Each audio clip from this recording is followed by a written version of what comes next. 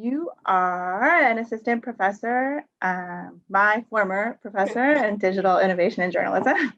You're also the undergraduate program director of the journalism department at Concordia in Montreal. Yep. So how did you come to be doing what you are today? How did you get your start? If you want to tell me just a little bit about that journey. Sure. Well, I mean, I guess I started as a journalist. I worked a number of years as a community journalist, kind of in and around the Montreal area. For, I mean, not some of the bigger papers that you might be familiar with, like not the Gazette or any of the French La Presse or Journal or anything like that, but smaller community newspapers that don't exist anymore, which is super sad. This is a while ago, and they have all kind of gone the way of the dodo in the past few years, which is super sad. Actually, it kind of even started a little bit before that then, especially if you're asking about my current position. I got my undergrad degree from Concordia in journalism, and also, strangely enough, did the MA there when it looked quite different than it does now. And I focused on science journalism for my MA. Worked a number of years in journalism, made the turn to academia through the MA kind of around I was going to say the last recession, but I don't even think that's accurate, like the 2008 recession, where nobody was hiring. I got laid off from the magazine that I was working at, and nobody was hiring. I was doing a bunch of freelance work and figured that's kind of high time to do something else or kind of pivot a little bit. So I took what I thought was going to be a brief detour into academia and academic research for the MA, and kind of never went back full time to journalism. Like I've always had a foot in the journalism world and actually doing journalism.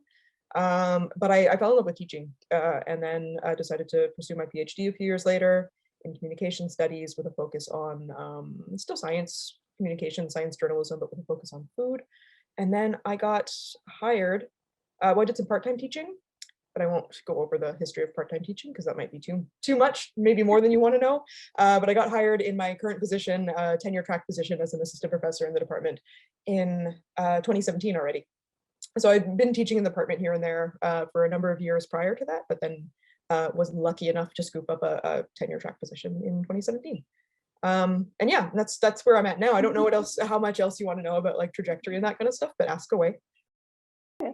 So in your work as a community paper journalist, and I think you also worked as an editor at a trade assistant editor at a trade publication slash it was like a bit of a jack of all trades publication. It was a trade publication. There was some business, environmental, and pulp and paper journalism, which is in a specific field. It was like journalism related to a specific field, then the trade part aspect of it, but then also there was a peer-reviewed aspect of that specific publication as well. It was a weird place to work. So then what was your experience of fact-checking in those roles? I'm assuming there wasn't like a formal process, but no. What was the process? And yeah, I mean, that's a super interesting question, because I don't know if there was a process, right? Like there was never, we would never sit down and be like, okay, has this gone through the proper fact checking processes, the proper fact checking, like tick all the boxes or anything like that. I think in my role as a community journalist, like it was just kind of assumed that everything was being fact checked, like you were kind of doing it yourself, making sure to talk to everybody that you needed to, make sure that you looked at the right documents, that you double checked your facts before going to print and all that kind of stuff. But yes, there was an editor, but I don't know if he was doing, or at a couple of different publications. Actually, all of the editors were guys, so that was, whatever. But they would read stories and look at it, but I don't think they were necessarily doing a formal fact checking or a formal verification of anything either.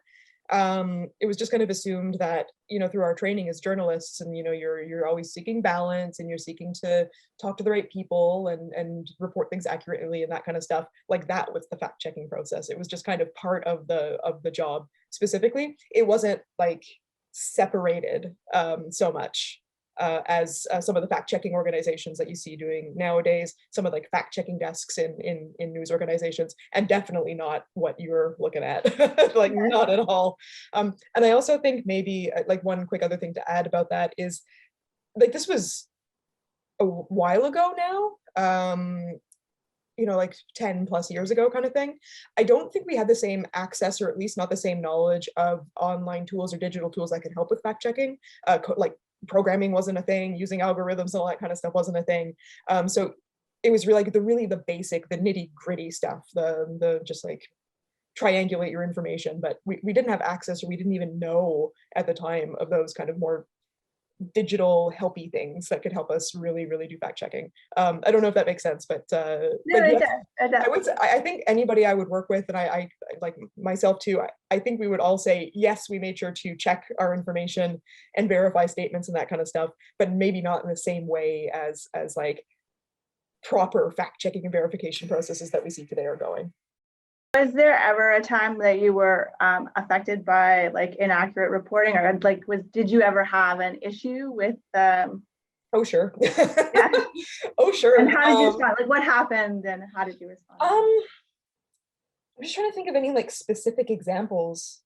I mean, I know when it came time, so like community, I'll focus more on the community journalism stuff, but like, in community journalism, you're doing a lot of like very local municipal reporting on budgets and, school board money and all that kind of stuff.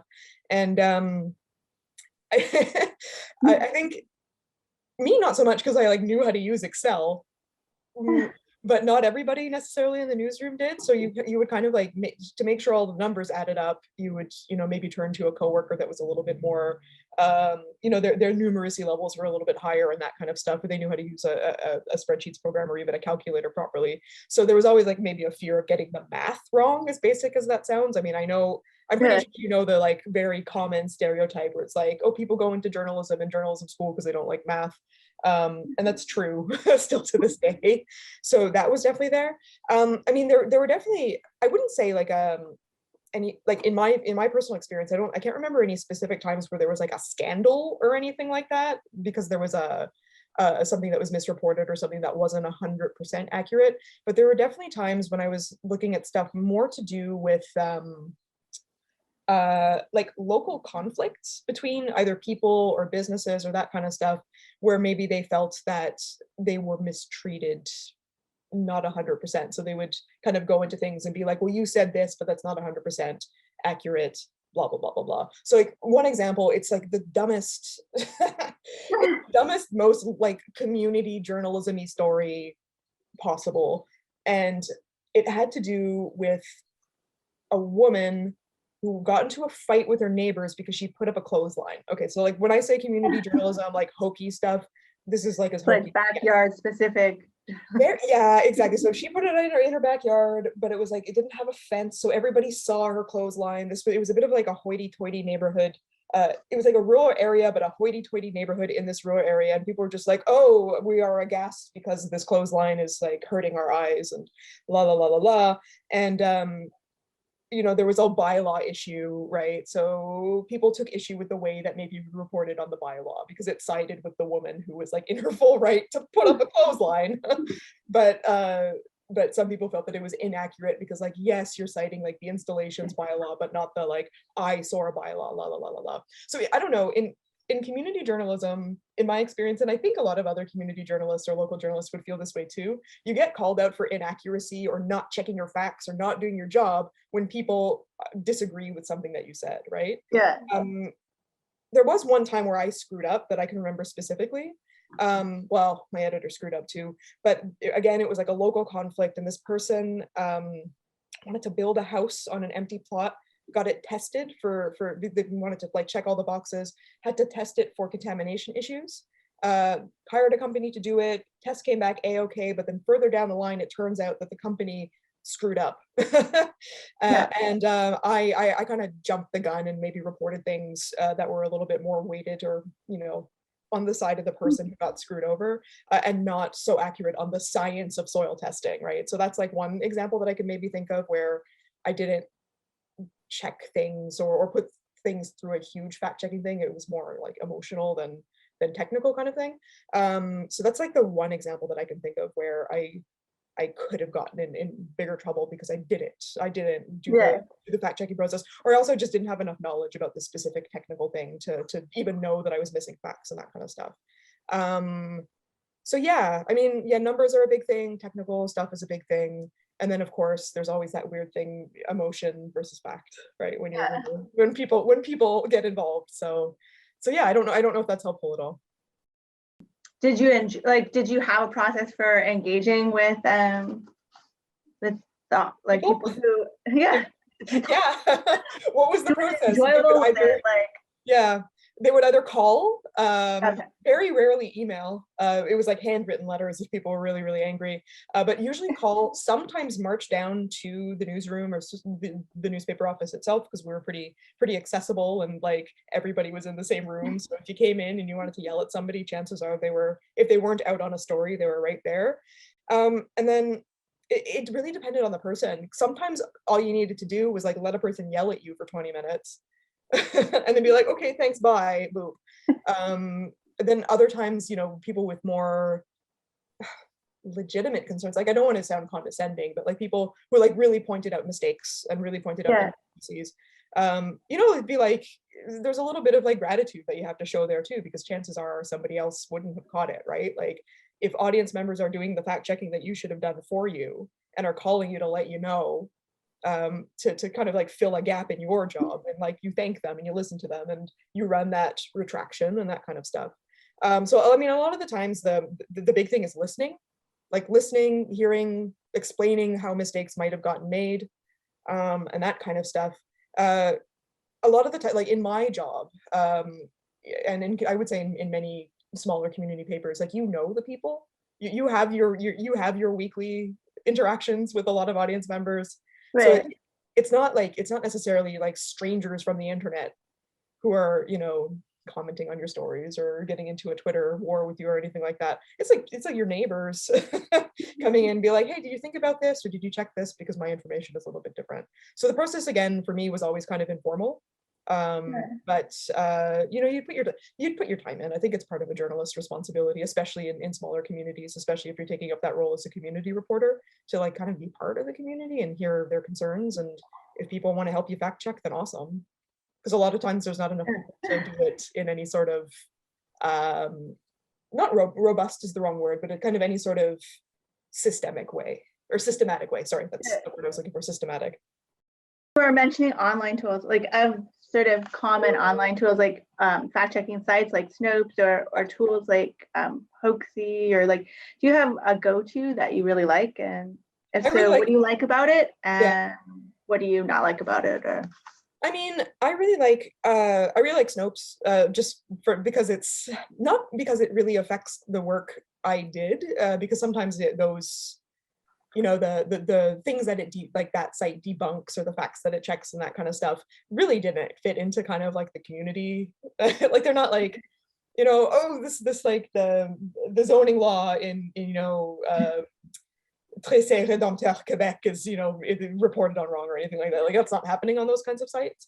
But I like it. I like it for its rabbit holiness in a way, because it's kind of fun to travel down and see what's getting debunked and how and all that kind of stuff.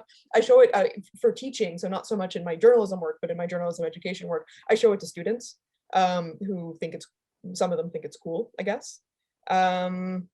What's that other site? There's I use a lot of these aren't tools specifically, but it's more resources to kind of help people understand processes of fact checking and verification. Is the verification handbook, I think, is great. And I'm sure you have come across it as well. It's, you know, it's a great handbook, online, free. It gets updated on a fairly regular basis and has a lot of like exercises, does case studies, explains all that kind of stuff, resource tools and all that. And for more of like, I guess, a local context, the Canadian Association for Journalists has a lot of fact checking resources as well. So I use those for myself to a certain extent, but also to kind of help students get their head around what fact checking really kind of entails. Like, yes, there's balance and finding two sides of the story and that kind of stuff, but there's a lot more that goes into it. I conducted an experiment with like an in-class simulation with journalism undergrads to apply fact-checking skills. Could you tell me a little bit about that project? Sure. It's something that I've been doing. I didn't do it this year just because the context was a little bit different and, you know, online and a lot. Did I do it? I mean, I still did fact checking in my research methods class this year, but just not in the same kind of like, I called it a simulation, but it was really just a little exercise. So I started it a few years ago, where I organized kind of like a mock press conference around a local controversy that had its roots in the real world, but the controversy was manufactured. And I had a spokesperson, or fake spokesperson, like give a press conference explaining the situation. So what the situation was is, you might remember a few years ago in Montreal, there was that whole controversy around horse-drawn carriages, the calèche, and they were going to ban them and blah, blah, blah, blah, blah. So in my world, there was a company that stepped in and was just like, listen, we can still have, you know, that nice tourist attraction, but it's going to be like robot horses. Whatever, it was fun. It was a weird group. It went over well. So then I hired a friend of mine who is actually quite good at pretending to be a sleazy company spokesperson, give a press conference where I wrote a script for him, and it was like lots of factual information included from the real world, lots of like half truths, kind of emotion, opinion, and that kind of stuff, and then some outright lies, like manufactured information, stuff to kind of like send people off track when they're looking to piece the story together. And what I had students do was, well, one, attend the press conference, ask questions live if, you know, anything that the spokesperson said kind of set alarm bells off. But then afterwards, spend the second half of class, so they had like 45 minutes, I think, to like really comb through what this person was saying, and then highlight the facts that were correct, the facts that were completely false, and how they debunked it, and then those ones that are kind of in the middle. So it was just to kind of get them practice like thinking about being critical in the moment, right? So that if somebody's telling you something, you know, spewing a whole bunch of data, spewing a whole bunch of percentages on a PowerPoint, like, yeah, numbers, if you use numbers, people are like, it's easy to convince people just from the very fact of using numbers, even if they're completely false. So, you know, having those alarm bells go off where it's just like, okay, he's showing a bunch of numbers, but like, maybe I should see if they add up, that kind of thing, in the moment. Because I find that the reason I wanted to do it live is I find that a lot of these like fact checking things, when you teach them, is a very like slow process. It's like, okay, we'll like read the story and then like take home assignment, come back next week. What issues did you find? Blah, blah, blah, blah, blah. But journalists have to do a lot of that stuff like on the fly, right? So that's what that was for, to kind of get them thinking critically about fact checking and verifying facts in situations where officials are trying to manipulate people, or, you know, send journalists kind of down the wrong path. The most interesting thing that came out, especially in the first year that I did it, but then I've done it twice so far, the second year too, is that students most appreciated that exercise for note taking, which really drove me nuts, because they like weren't using computers or anything like that. They were just taking notes by hand, and they were just like, yes, it really helped me kind of like practice that kind of stuff. So I had more robust notes that I could check after the fact. I was like, okay, like that's what you got out of it, fine. But I think I heard back from a lot of students after the fact, the 2 times that I've done it, they said they enjoyed it because it was more of a game, right? It wasn't like, here's how you fact check. It's like, here's a bunch of stuff, check it out, we'll tally up the score to see who won, blah, blah, blah, blah, blah. So it was like the gamifying of that kind of stuff. And that was a long ramble on my part, so I don't know if that made sense, but if it did, great. If it didn't, ask me your questions. So how did students do? Like, were they and over time that you've been teaching, have you noticed that students are more aware or less aware, or like the same level of awareness, and media literacy just in general? Like, I mean, yeah, that's super interesting. For the research methods class, I've been teaching the research methods class at the diploma level and at the undergrad level for a few years now, because I started doing it part-time. And I do think there was more of an awareness that developed over time, where students were just like, oh, fact checking and verification, that's something I should know about. Whereas before, it was kind of more, I think, like muddled into everything else that you did like as a journalist. But I think they're looking at it, not all of them, but some of them are looking at it as maybe like a separate step, or even a separate profession. You can do fact checking and verification as like a standalone thing, and, you know, it doesn't have to be kind of looped into all of the other journalistic processes. Definitely since 2016, like right, like I think we all know that, you know, ever since like fake news became a meme, like people are just like, oh, yeah, fact checking and verification, of course that's important, you know, fake news, we need to combat fake news. So I think like that goal, or at least that kind of mantra, is definitely on people's tongues a little bit more. But in terms of So with students, in terms of necessarily those critical thinking skills to debunk some of those like more insidious versions of mis and disinformation, I don't know if they're there yet, even though they're super like plugged into technology and that kind of stuff. Sometimes I would be surprised at some of the stuff they didn't catch, or some of the stuff where they're like, oh, of course this is true. I sound like an old lady, but like I saw it on Twitter, so of course it's true, or I saw it on Instagram, of course it's true. So that's concerning. That's super concerning to me. Yeah. Lack of public trust in media is a problem that needs to be addressed. Like, is there a crisis? Is it like overblown, or is it like, yeah. So is why? It overblown? Yeah, I think it is overblown, quite frankly, because I mean, like, I don't know, this is anecdotal, so maybe I'm overblowing it in my own mind, but it's the thing, maybe you've seen this too, where somebody's like, the mainstream media isn't reporting this. Why aren't they reporting this? And then they like people will link to a site of the mainstream media reporting on the subject that they think is not being reported on, right? So I think there's this classic thing where it's just like, well, mass media, mainstream media, like, of course they're lying to us, or they're, you know, misinforming us, or only promoting their ideological bent to things and all that kind of stuff. So I think like a lot, I don't know, maybe this is just, or maybe I'm not overblowing it. Maybe I'm like not worried about it enough. That could be the fact, that could be a thing too. But just, I think it's like a lot of loud people, right? Like, you know, the squeaky wheel gets the grease kind of situation. A lot of loud people are just like, don't trust the media. Whereas like the kind of like quiet, middle, rational group are just like, okay, whatever, like, sure. I mean, in the video you quoted, I think the Reuters numbers, right? Like the trust in media in Canada was like 40 something%. Yeah. There was a local, I can't remember who it is. There was a local think tank too, actually, that the numbers were quite a bit higher, and had like 60 something, quite a bit, 60 something% people said they trusted media. So I mean, yes, of course it's a problem if people don't trust the media, because then they go to other places. But I don't know, like, it's a chicken and egg situation to me, right? Is it because the media has screwed up so badly that it's driving audiences away to other places? In part, yes. In part, yes, because we totally dropped the ball with the turn to online and digital, 100%.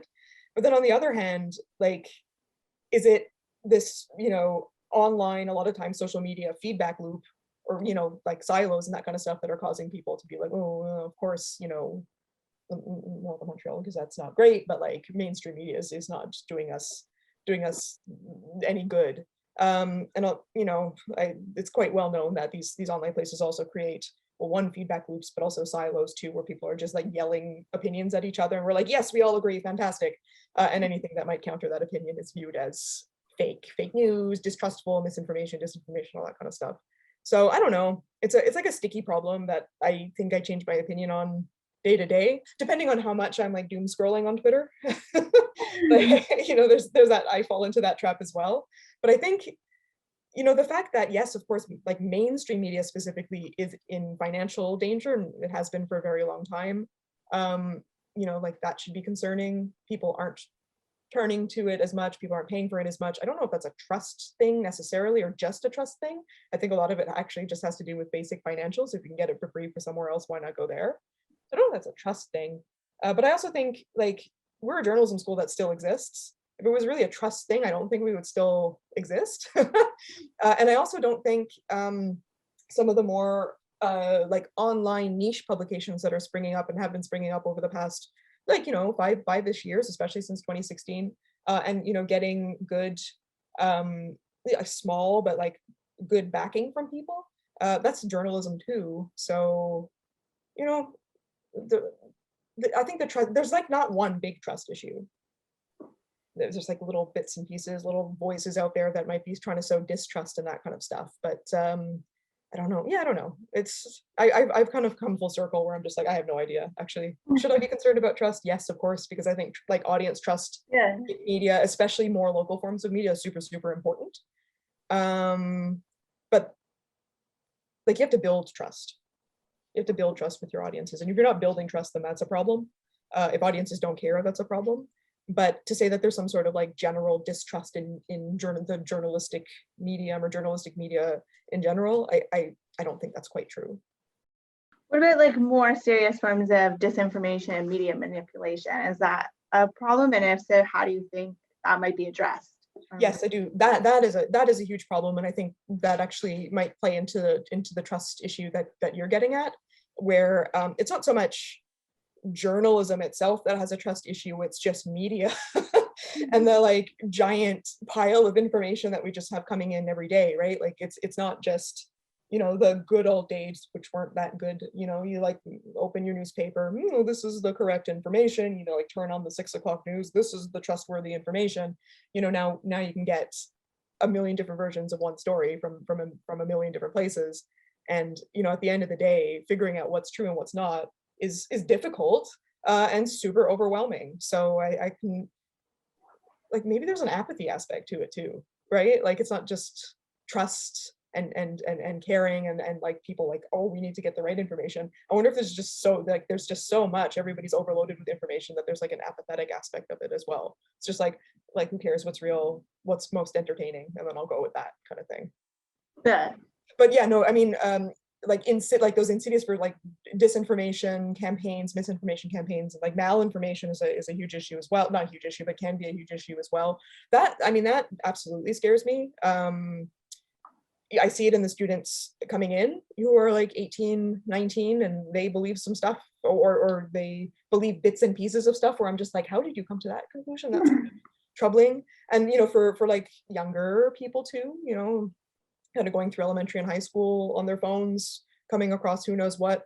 And I'm not gonna like old man it, cloud it. Like I look at my parents too, who are like, did you see this on Facebook? Like, can you believe that they're doing, you know, so-and-so is doing this, or that they're hiding this from us? And I'm just like, no, like, don't believe that. So yeah, it is an issue. I don't know how to address it in any sort of widespread way other than, you know, training journalists to care about that kind of stuff and do it well in one way or another. Use the tools and use the skills that you have at your disposal to make sure that what you're getting at is like the closest version of the truth that you can get. Yeah. It's like super demoralizing. I'm just realizing, I'm like, uh-oh, this is sad. Like climate change is one of those things that's like, right, yeah, like climate change, like, you know, and especially like climate change is the big one now, and then of course like over the past year and a bit, like just, well, COVID misinformation generally speaking, but now just like the anti-vax and the vaccine misinformation that just kind of like comes up over and over and over again. It drives me crazy. Yeah. Another area of research that you're interested in is data journalism. Yes. Which could lend itself to fact checking because it allows you to analyze huge amounts of data that would take years otherwise, I guess. Yep. So how do you think data journalism might impact fact checking? That's a great question. Or useful or not useful too? I mean, I think it's super useful, and it's very, very applicable in certain ways. I mean, the thing about using data to find stories or report on stories is it comes back to the numbers thing, right? You throw numbers in somebody's faces, just like, that seems objective and factual. You can do that with data journalism too, and you can do it well, and you can do it with good intentions. But then, of course, you can use data and manipulate data in ways that doesn't, like, makes no sense and is very, very wrong, but looks accurate because you've done a bunch of percentages and you've correlated a bunch of things, and like, oh, here's a bar chart or a line chart, but you don't have a zero baseline. You know, you're not talking about the data that was omitted, or you're not talking about how the data was collected and all that kind of stuff. So I think, you know, there are some very specific places where fact checking and verification can come in there, but not just fact checking and verification, like data literacy and numeracy, generally speaking, so that you kind of more and more people can actually understand the basics, right? Like, what is a zero baseline? Like, why is that important to have on a chart? You know, like that kind of thing. What I really like seeing, and I don't actually know if this could ever apply to a general audience because like it's kind of boring, but I really, really like seeing data journalists and outlets that are doing data journalism post their methodologies, not methodologies, both their methods, but also post their data sets, right? So here's the story, here's like the fancy biz, here's the big thing that we did for it, woo, bells and whistles, all that stuff. Yeah. But if you're more interested in like digging deeper, here's the data that we worked with, and here's a little explainer article or video or whatever that kind of takes you through the steps of how we went from getting the data, processing the data, understanding the data, to the actual story. So I think that's a really interesting place. I don't know if that's fact checking and verification specifically, but it is data literacy, numeracy, and media literacy, right? To kind of give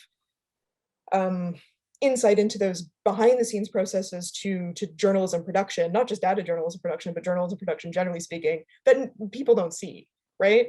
I see it with first year students a lot, that there's always a good number of them who come into the program with, you know, a very good understanding of like what journalism looks like at the output, but no understanding of all of the stuff that actually goes into it, and are kind of shocked with how complex it can get and how much actually does go into it. And that's journalism students who are interested in journalism. So if you just like kind of extrapolate that, which I know you shouldn't do, but like if you extrapolate that to like a wider public who doesn't care, there's all of the stuff that you just don't know about what goes into producing a journalistic story is kind of mind-boggling.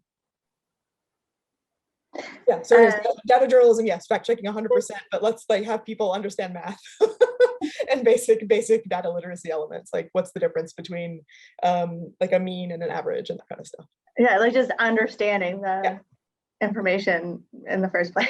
Yeah, I mean, so this is where you've gotten the most important thing, not generalizing at all, is for people to understand information. That's it. If we can fix that problem, fantastic, the world is perfect. Yeah. So one of the factors that separates like professional news content from other online content is in-person reporting. So right now I didn't ask for a special permission to do in-person interviews, just following the ban and doing Zoom interviews, which raises the question, how do I know I'm talking to you, and does it matter? I mean, yeah, I don't know. I don't know enough about deep fakes and how they're made to like be like, for sure. Like at least I'm not, you know, appearing as a cat, I guess, like that judge from the States, or that lawyer from the States. Yeah, I don't know. I mean, I think maybe it depends on who you're talking to, right? Like you have to do a little bit of or a little bit of background checking or a little bit of research on who that person is. Like I do not have the skills or the tools or the energy to be like, I'm gonna play a trick on Emily and like not really be me, you know. So yeah, I don't know, but if, like, of course it raises issues as different ways of manipulating not just numeric or textual information, but like visual stuff, even in a live setting, as those kind of things get like more weather. Like exactly. If I see like the newscasters in a hurricane or whatever, that's like one of the like is it that there it's true and it's happening, is that right, exactly. And you know, like that gets back to some of the things that I try to teach my students too, like those visual cues from video or from photographs. Like, is this really in Montreal, or did a hurricane really happen? Or did a hurricane really happen on there? Like, did it rain on that day? Those are super easy things to check. But like, how could you, like, if you look back at the recording, how could you like fact check or verify whether this video is real and whether I'm really in my apartment in Verdun talking to you and it's really me? I mean, there's not a ton of cues really, because you can't really see outside. I don't know. Yeah, you've stumped me there. I don't know how to answer that question. Is it something to be super concerned about? I mean, depending on what sector you're in, I would say. Like, I don't think you as a researcher necessarily should be prepared to be like fooled on Zoom by too many people. I mean, maybe if somebody is only answering in the chat, or you know, answering without their video on, that might be an issue. But yeah, I don't know. I'm sorry, I don't have a better answer for you. Is in-person reporting as important as it, like, is it still important? Is it still? Oh, I see. Yeah.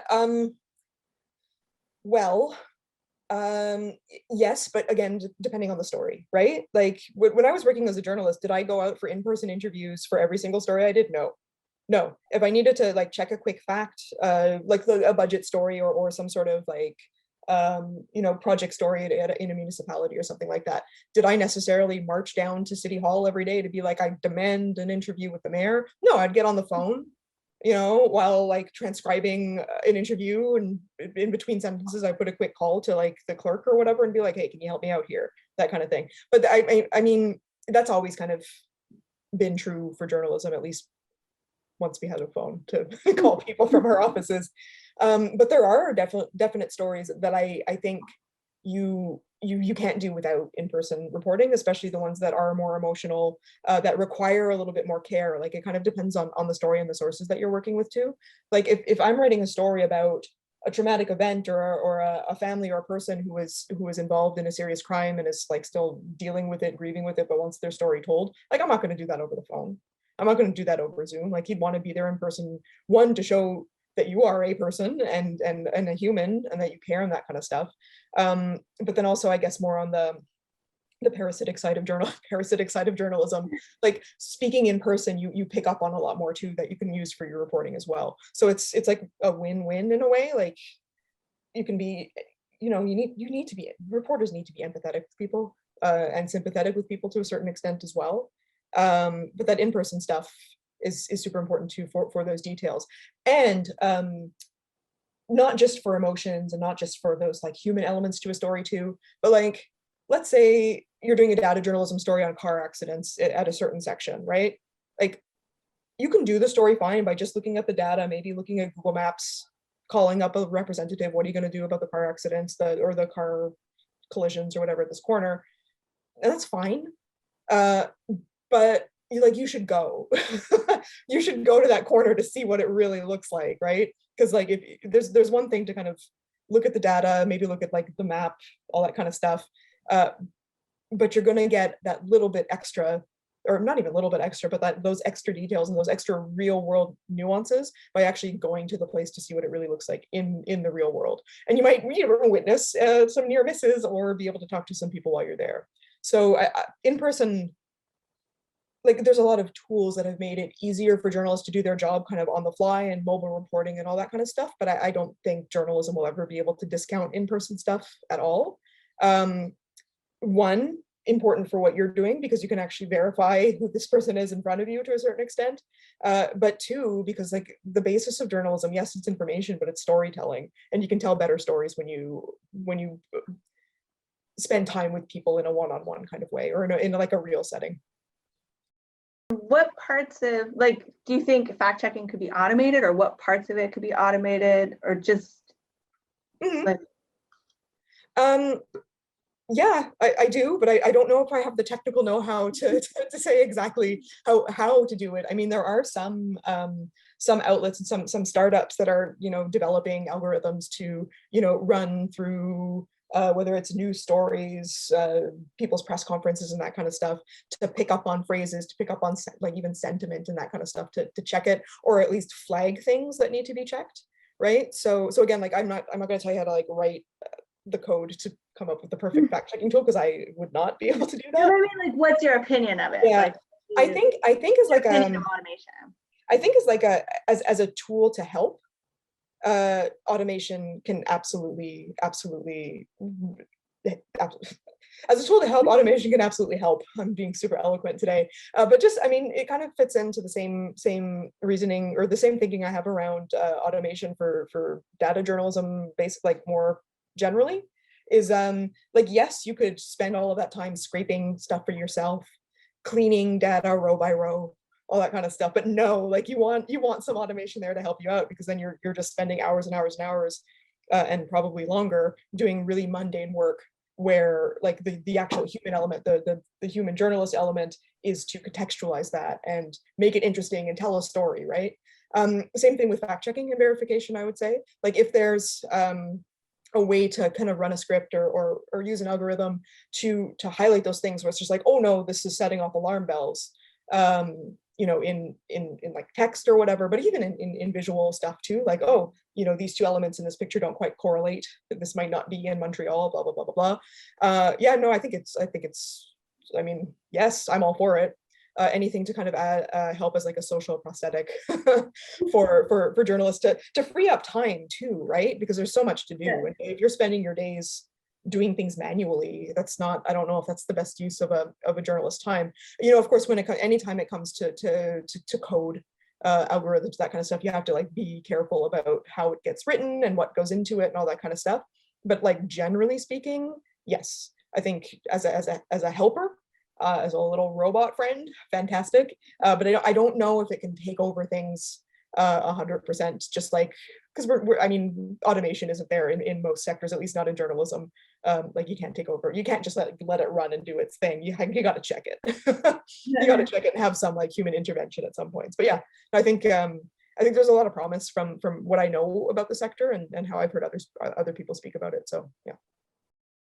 And I guess maybe just, do you have any thoughts on blockchain and journalism, or? I'm still trying to figure out how.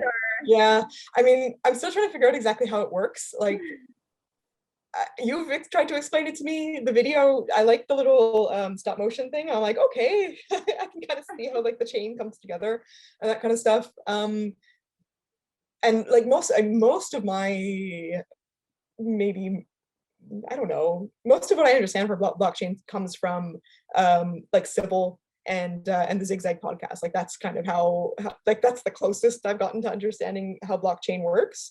I guess this has nothing to do with blockchain itself or people who are working on it or people who are much smarter than me. But I don't know if I understand enough about it to really be like, yes, I think this is great for journalism, but this could just be me completely being dumb about it, right? Like, I think I would need to see, like, I need to see your project work, right? To be like, oh, now I get it. I mean, I don't know if I would, yeah. But I mean, like, based on what I do understand about it and the elements that sound promising to me, even though I don't quite understand how they work in practice, is this kind of like, this building of trust, I guess, kind of like, you know, like the chain of trust, I guess, if you want to put it, and holding every step accountable to something or someone, right? So it's not just like, oh, it broke down here, that's the break point. You can track like the where the problems kind of come from and that kind of stuff. So, you know, I like accountability is super important in journalism specifically, and blockchain sounds to me, like based on what I understand about it, seems to be like a tool for accountability or kind of like a process to help with accountability. So like, if based on what I know about that, it sounds super interesting. How it works out in practice, I don't quite get. And then I don't know, is there anything else that you would have liked me to ask that I didn't ask? I have a question for you though, and like, yeah? this is so I understand how things are going maybe a little bit more. Like how, okay, it's a blockchain question. So you explain the site, the accountability, if people make fact checks or suggest fact checks and that kind of stuff, it tracks it, la la la. So like, how is this different? And I know it's different, and I can kind of start piecing it together, but I want to hear it from you. Like, how is it different from like the self-correcting function of like a Wikipedia, for example, where you can like track the data? Like, how is it like how is it different? How is it like more accountable or more trustworthy than well, I don't know that it is. Oh. Like, I don't know that it is more accountable. It's a permanent record. So I guess that's like, does that make it more accountable? I don't know. Yeah. No, I fully understand that this is an experiment in research and that kind of stuff, but like I feel like you doing this, like there must be part of you where it's just like, yes, I think this is like more accountable or more useful than other people doing it. It's so, more like a hunch that like, it's one of those things where it's like, I don't know, is it like more accountable? I don't know. Like, I don't know. But what's your hunch then? Like, why, like your hunch is it's potentially more accountable because? I don't know. I guess part of it is just the trust element that it might be, people might be more likely to trust it in the way that they would trust like cryptocurrency transactions, because it's like providing a level of assurance that would enable people to trust like just this, like, you know, this digital marker or whatever says that this has gone through the processes and vetted by, and you can go and look at and see like, yes, that's been timestamped, that's there, like I don't know, so maybe it's more perception. Like, I don't know if it actually would make anything more accountable. It's more like it might be more successful in the public's perception of trustworthiness. Yeah, but it's so true though that like trust, like a huge part of trust is that perception, right? It's just like certification. You see the stamp, oh good, it's bio. Oh good, it's like eco-friendly or whatever. but yeah, but then again, very like not everybody looks into the background of it. And like the site itself, And that is another proposed use of blockchain, is like right, yeah, tracking food. yeah, no, that I do know about a little bit, Yeah. but still don't quite understand it in a way that I probably should. And then the site itself that you're building, like in the grand scheme of things, like outside of journalists and news nerds and that kind of stuff, like who do you like foresee engaging with it? I don't know. I mean, this is just like an The prototype, experiment. So yes. like in the real world, it would be like an app. It wouldn't be like Yeah. yeah, it would be, but just for the purpose of this, like I'm just doing it as a website to show like Oh no, totally.